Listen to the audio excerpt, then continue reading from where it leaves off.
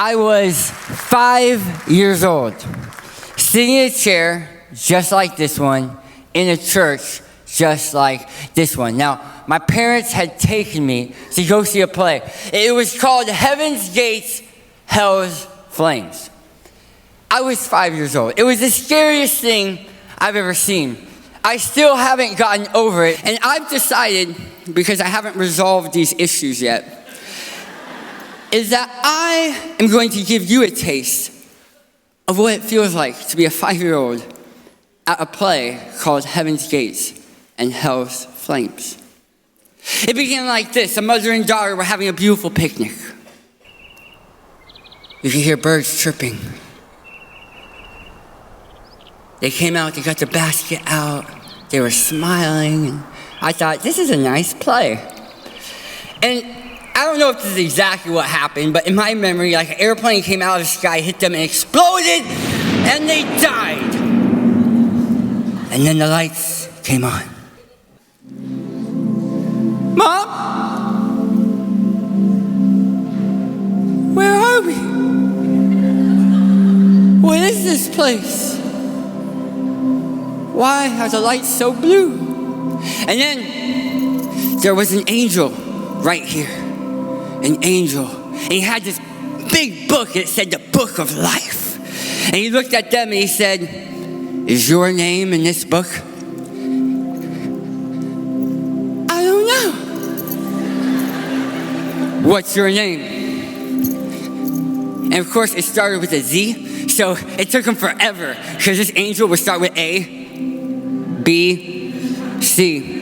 Thankfully, not very many people with the last name Z are in the Book of Life. So, and then he found it, and he said, welcome to heaven! And then it went blackout. And then the lights came on, and the father and son are driving a truck. And we all know where this is going because we don't send girls to hell. And I don't remember how, but that truck exploded and they died. And the lights came on. Dad? Where are we? I was 5 years old, guys. And that kid was like my age on stage.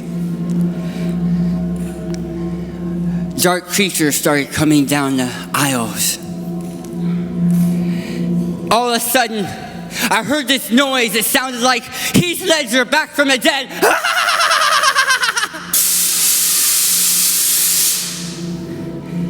And then these demons started coming on stage and they grabbed this kid, my age, and they start taking him to hell. And then the lights went off. And the lights came back on. And the pastor said, if you died right now, would you go to heaven or hell? And I thought, I've lived a life of crime. I mean, that kid was my age. I'm going to hell. So I came down this aisle and I got on an altar like this one and I said, Jesus, forgive my 5-year-old self. I'm so sorry I stole that pencil. And I got saved, I think. And then the following year, I was 6 years old. And the same play came to town. And the same kid died. And he still went to hell. He learned nothing. And the pastor came up and he said, hey, if you died right now, do you know for sure you would go to heaven? I thought, I've done some stuff in this last year. I'm probably going to hell again. So I got saved again. Guys, that play came to town for 5 years straight. I got saved every year. I am more saved than any of you.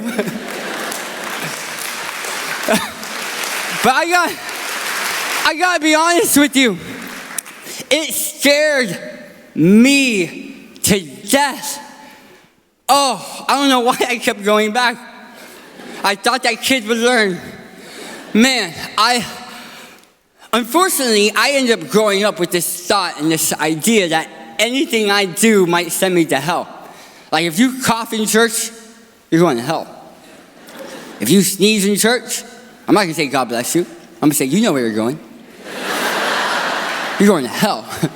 Like I began to be convinced that anything I do might send me to hell. If I ever question God, if I ever get angry at God, if I ever doubt God's existence, if I think that maybe dinosaurs did exist, I'm going to hell. That's how I kind of grew up thinking anything at any moment might send me to hell. And so you know what I did? I hid those emotions. I bottled them up inside. Any anger towards God I might have, any questions or confusions, I didn't let anyone know because, God might hear me. And come on, many of us here, we were raised Catholic, so you know what I'm talking about. We are scared of hell. And the gospel becomes more, it's no longer about Jesus, it's about fire insurance. And the problem with that is I began to hide any questions or doubts or confusion or anger. I would hide those emotions inside. And here's my point. When you're hiding, you're not healing. When you're hiding, you are not healing. I came to talk with you today about how I survive sharks, hurricanes, and cancer. I have experienced many emotions in my life. I've experienced anger, confusion, doubt. But one of the main fears, or one of the main emotions I've experienced is fear. When I was born, I was born blue. It might be why it's now my favorite color, but I was born blue. I couldn't breathe. From what I understand, they handed me to my dad, and they said, hug him one more time, he's not going to make it. Somehow I made that. Then I was bitten by a seagull. And then I was bitten by a puppy. Then a skunk sprayed me. I'm a survivor. That's all I'm trying to say. I'm a survivor. I've survived a lot. But probably one of the moments I experienced the most fear was at the beach. I want to take you there with me. All right, it's beautiful San Diego. We're in La Jolla. There's a beach. I'm with my beautiful bride, Allison. And I told her, honey, let's rent a longboard and let's go out into the waves. And my wife said, Jason, I'm scared of sharks. And I said, it's San Diego. We don't have sharks. Because I've done my research. So we started going out. We got on this longboard and we went out past all the waves because I'm a man. And that's what we do. We do stupid stuff. So we went out past all the waves. And my wife keeps saying, oh, I'm scared we're going to see sharks. I'm like, honey, come on, it's San Diego. And then she screamed at the top of her lungs, shark! And she saw something in the water. I looked down. I saw it moving too. I quickly got my legs out of the water onto the longboard just in case. And I'm not kidding, guys. This shark came out of nowhere. He started circling our raft. Please don't hit me. Go away. He started circling my raft, and then he went away, and I thought, okay, honey, we're good. We've got to get out here, and I'm not joking. He came back with 2 more sharks, and they're circling us. And I was so scared. It was genuine fear. Look back at me. I'm the star right now, not him. Man, I'm so angry at sharks. I can't even preach without them taking over. I told him, listen, I was not trying to sound super spiritual at all. I was just trying to think, how can I calm my wife down? Because she was shaking so bad, we were about to flip over and die. And I'd gone to Heaven's Gate Hell's Flames. I knew where I was going. So I'm like trying to balance the board so we don't die. And I promise you, I wasn't trying to sound spiritual. I simply said, honey, it's okay. God is with us. I didn't mean it. I don't know where he's at. I'm being surrounded by sharks. I just want my wife to be calm. But I'm not lying, guys. We were passed out all the waves, and as soon as I said God's with us, I heard this sound like a mighty rushing wind, and a wave formed, and I'm not making this up, a wave formed out of nowhere, picked up our board, and took us all the way back to the beach. As we got on shore, the phone was ringing in my backpack. I opened it up. Hello? It was my mom. And she said, and she was up in Orange County when this happened. She said, Jason. And you know when your mom says like your name really firmly? Because normally my mom says Steven Jason, because she forgets who her children are. So I become Steven, but then I become Steve Jason. But when she says my name right, that's when you're in trouble. She said, Jason. I said, yes, Mom. She said, are you okay? I said, well, I might have put my bride in harm's way. We were just surrounded by sharks. And she said, I knew something was up because 5 minutes ago, I felt God in my spirit tell me to start praying for you because you were in danger. Whoo, I got the goosebumps. I was like, I'm a survivor. That was genuine fear. Like I was putting on a front, pretending like I knew God was with me, but I gotta be honest with you, I was just afraid. I was just scared. And it gets worse. I want to take you with me to a beautiful lake in Colorado. It's called Lake Navajo. I was with my grandparents. Now let me set this up for you. My favorite animal is a river otter. A river otter. In fact, I brought a picture of a river otter. This is a river otter on top of my wife's face. They are the cutest animals that God ever created. And they are my favorite. And you can see them live at SeaWorld. You can pay me later, SeaWorld. Now, I was in Colorado, and it was my goal, my dream, my lifelong wish to spot a river otter in the wild. And I saw him. I was with my grandparents, and I looked out in the lake, and I saw a little brown, cute, little furry thing just swimming, and I thought, I'm gonna get you. I'm gonna touch you. I'm not getting rabies. So I took my grandma's mat, and I started swimming out there. And then it was like a waffle-looking tail came out of the water and started slapping the water. Slap, slap, slap. I'm like, what are you doing? And then he turned around and he looked at me. He had these ugly, big, yellow buck teeth. It was a beaver. It was not a river otter. And beavers, oh my goodness. Did you know all they do all day is chop wood? Chop, chop, chop, chop, chop. Pretend this is Jason. Chop, chop, chop, chop, chop. That's all they do. And I'm not kidding. I was 3 yards from him when he started darting towards me, coming at me. And all I had was this moment of panic. I'm about to lose my foot. So I start swimming as fast as I can. I get to the shore. I was so much, now I know I tell these stories and they sound funny, but I gotta be honest with you. I need a therapist. Like, I have so much pent up fear from sharks and beavers. I did survive that one too.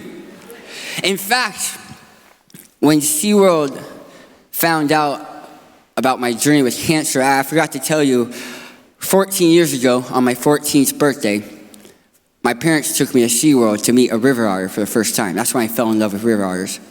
When SeaWorld found out about my fight with cancer, they said, we want you to come back to SeaWorld and meet the same river otter, but we're also going to introduce you to a beaver. And I said, no. But I am happy to say I have reconciled my relationships with beavers. Yeah. This was taken 2 months ago at SeaWorld. You can pay me later. Actually, thanks for hooking me up. Never mind.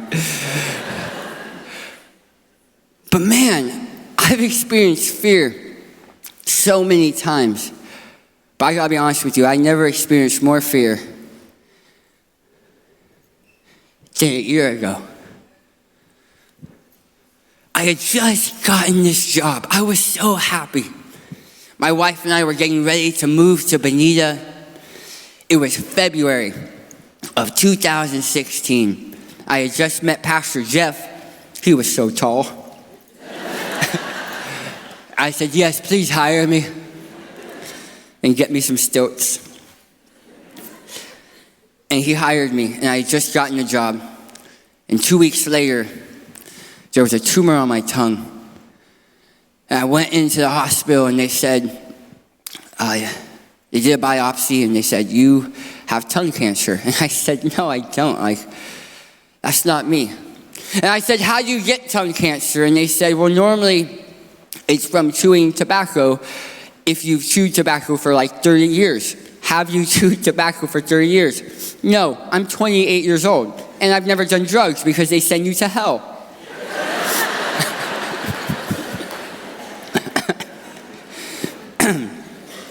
And we couldn't explain it. I remember it was a Wednesday night in March, my first sermon I preached here. It was a message that I had prepared too much in advance. It was a message about when life knocks you down, when you're headed to the promised land and a Red Sea gets in front of you, how will you respond? I had to preach that entire message with cancer in my mouth, and no one knew except for Pastor Jeff. I remember seeing him in the front row, and every now and then I'd look at him and be like, this is so hard to preach right now, because I've got it, and nobody knows. They ended up having to, I was a typical guy. I tried to ignore it. I prayed for God to heal me. And listen, I believe God heals, but I want you to know the true story. He didn't heal me in that moment. And I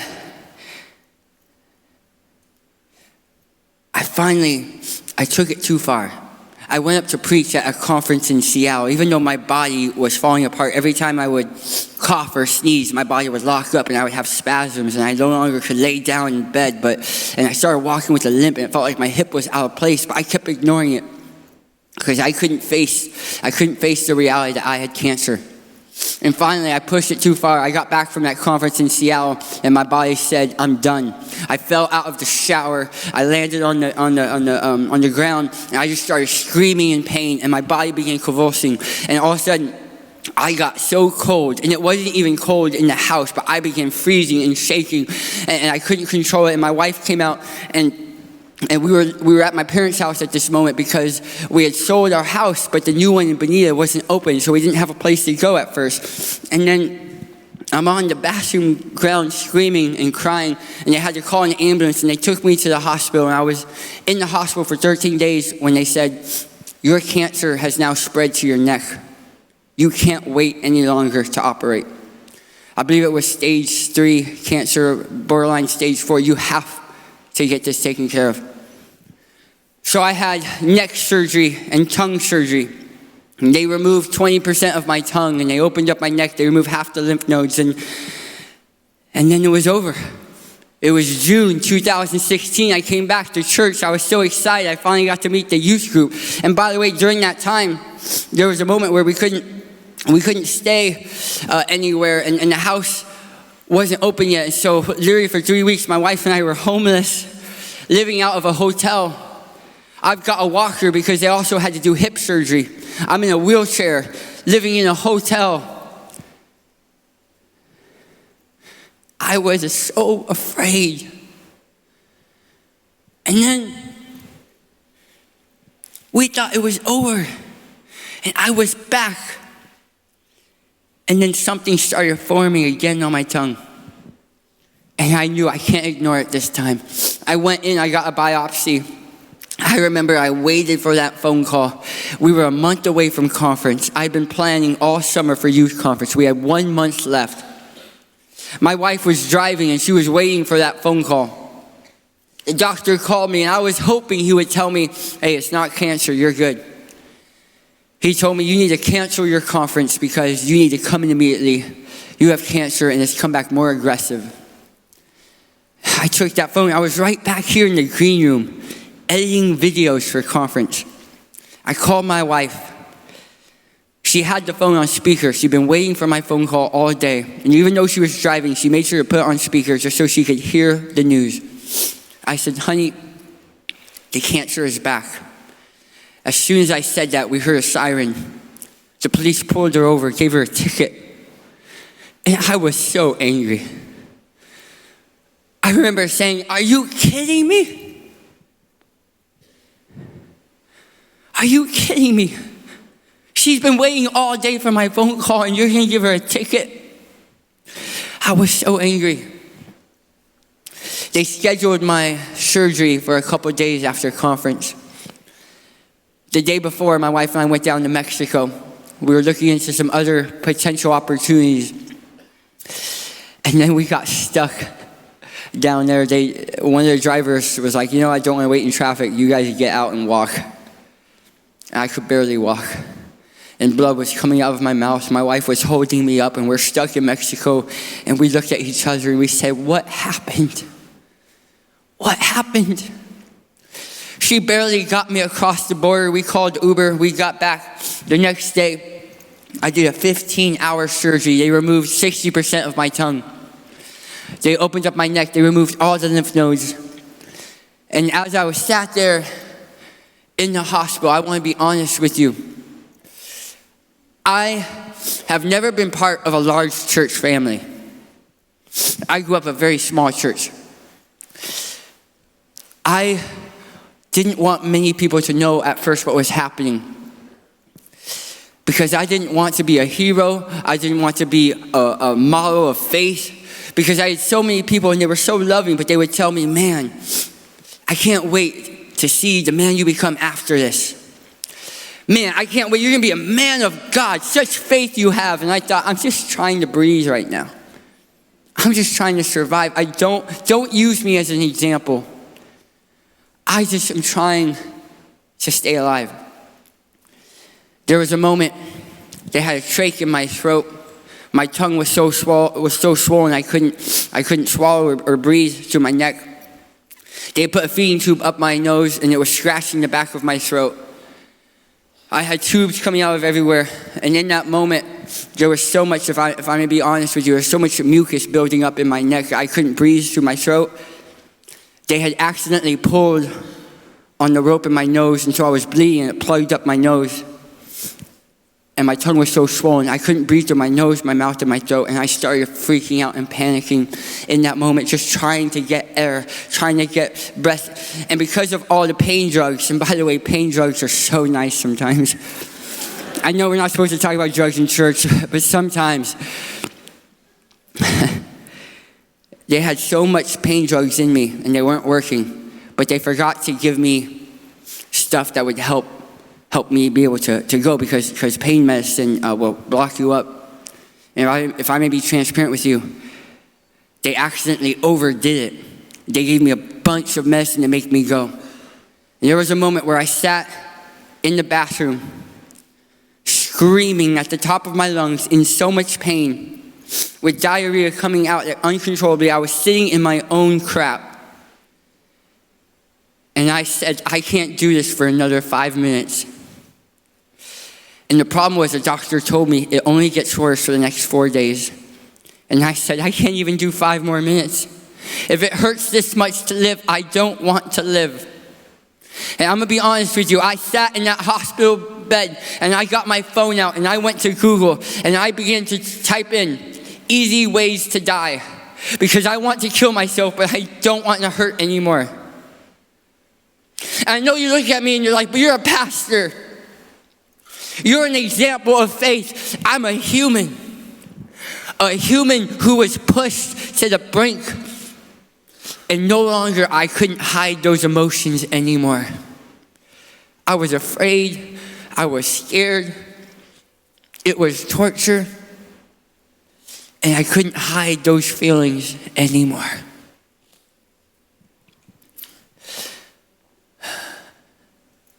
I remember people coming around me and just saying, hey, Jason, how are you doing? And I said, Do you want the truth, or do you want the pastor answer? The pastor answer is, God is good. By faith, everything works together. The real answer is, I'm scared, and it hurts too much to live. And it was those people who would sit with me and let me be honest. See, that's where the healing is. When you take what's been hiding and you put it in the open, that's where the healing is. Some of us are very uncomfortable right now because you're like, you shouldn't have lasers in church. You shouldn't have dry ice in church. You shouldn't laugh in church. You're going to hate heaven. There's so much dry ice and laughing.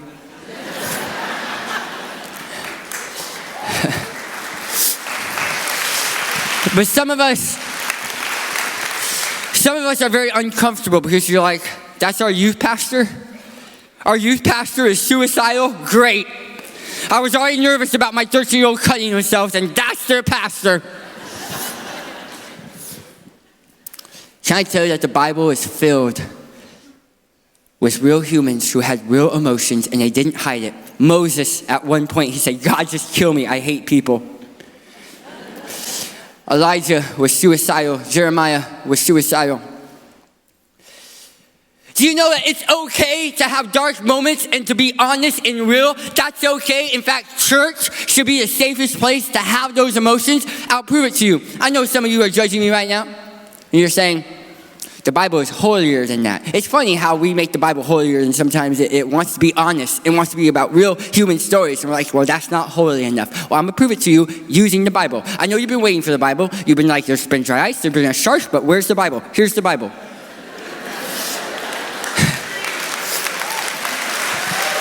The book of John. The book of John, chapter 11, one of my favorite stories. It says this: when Mary reached the place where Jesus was and saw him, she fell at his feet and she said, Lord, if you had been here, my brother would not have died. What is Mary saying? She's saying this: where were you? Where were you, God? When I was crying in the hospital bed, when my parents got a divorce, when my uncle abused me, where were you? If you had been here, this would not have happened. What is she saying? I'm angry at you. That's in the Bible. What does Jesus say? How dare you? I'm God. Do you know who you're talking to? How dare you question me? That's not what he said. Some of us think that's what God says. We think we can't be honest with God when we're angry because God might send us to hell. But look at this response from the Bible, the Holy Bible. Jesus saw her weeping. He was deeply moved in spirit and troubled. And this is what he said. Go to the next verse. I want to show you what he said. Where have you laid him? Another translation says this: show me the body. She's angry. And she's yelling at Jesus, where were you? And his response is, take me there. Show me the moment of heartbreak. Take me to that memory where you were sexually abused. Take me to that moment where your dad walked out on you. Take me to that moment where you watched your loved one shrivel up and die of cancer. Take me there with you. Show me the body. I want to go there with you. And then what does he do? It says, Jesus wept. That was his response to her honesty. Let me cry with you. I'm not offended that you're angry at me, Mary. I want to cry with you because I know it hurts. You know, oftentimes we like to sing in church, and we sing songs that are from the book of Psalms. I could sing of your love forever, which you know you couldn't, but like we sing it. And like we sing these beautiful songs from Psalms, and we talk about, the Lord is my shepherd, I shall not want. And we think the Psalms are always happy, but look at this verse. Look at this verse. This is the book of Psalms. And you, Babylonians, ravagers, a reward to whoever gets back at you for all you've done to us. Yes, a reward to the one who grabs their babies and smashes their head against the rocks. That's in the Bible. We never see it. In fact, I'm going to have Georgie come out and sing it for us. No, I'm not, but like, when was the last time you went to a worship service? Smash our babies against the rocks. Like, we never sing that song. And I know I'm making a lot of you uncomfortable right now, but this is church. You gotta get uncomfortable because you won't change when you're comfortable. And too many of us have treated the Bible like it's a beautifully, always nice, friendly book. But these are real people with real emotions who were angry at something that had happened to them. And some of you need to know that it's okay to have questions and doubts. Jesus didn't run away. Listen, there was a story of a leper. He had leprosy. It was contagious. In fact, when a leper would go into town, everyone would be like, hide your kids, hide your wife, hide your husband. There's a leper coming to town. And they would have to yell, I'm unclean, I'm unclean. Leprosy was contagious, so you don't touch a leper.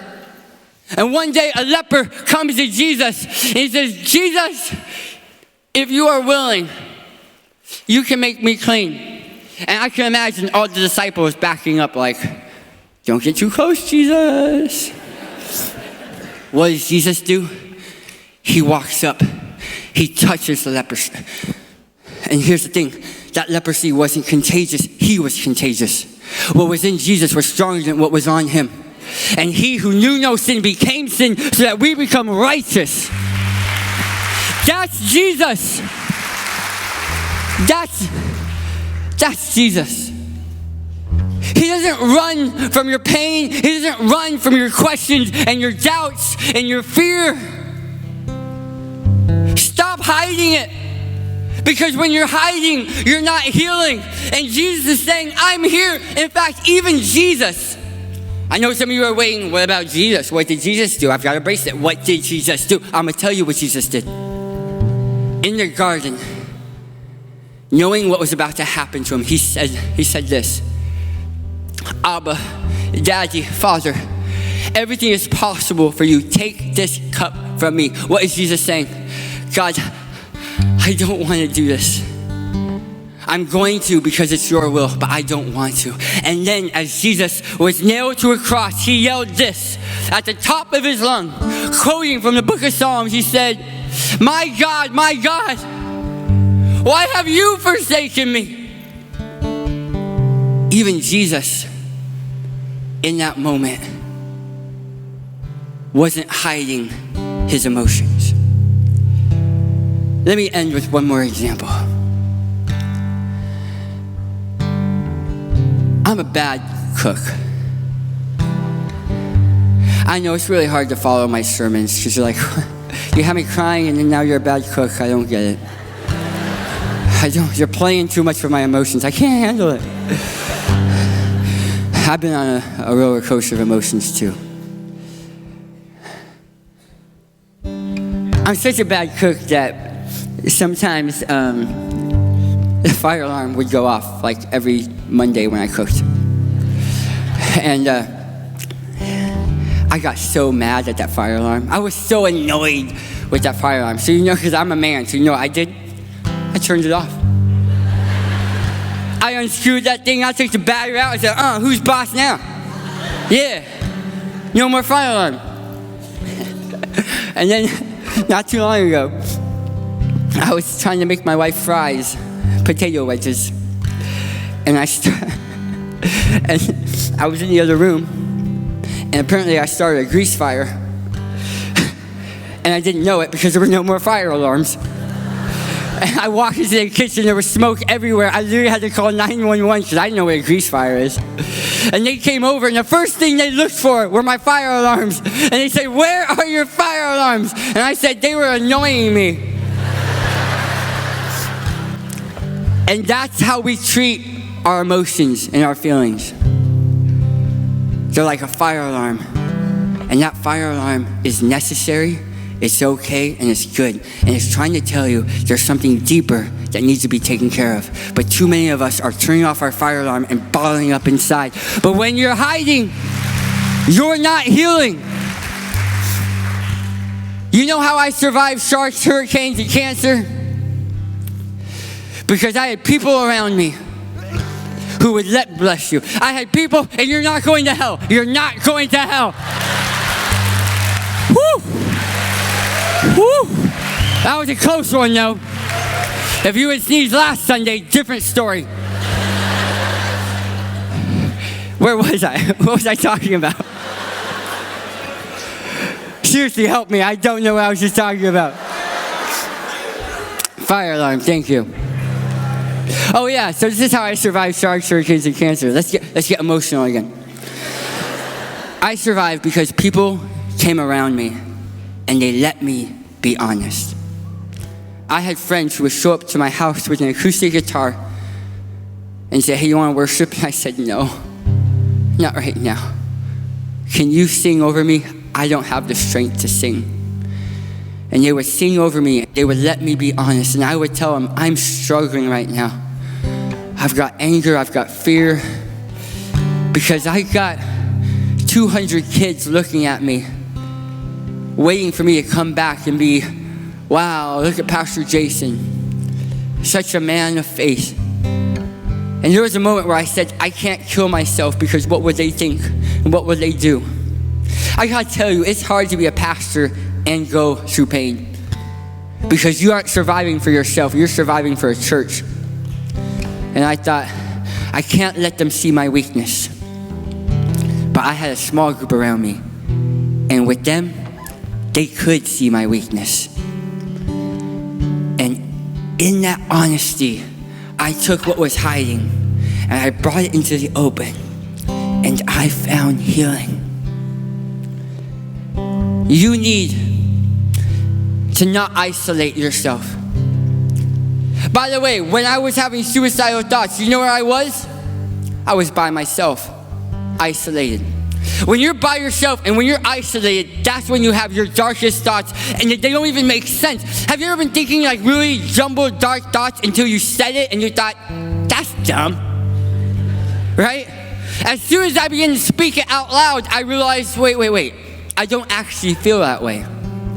But when you're hiding, you're not healing. And when you're isolated, that's when the enemy will target your thoughts. You need to surround yourself with a small group, a tribe, a circle of people, because that's the safest place to take what's hiding and bring it into healing.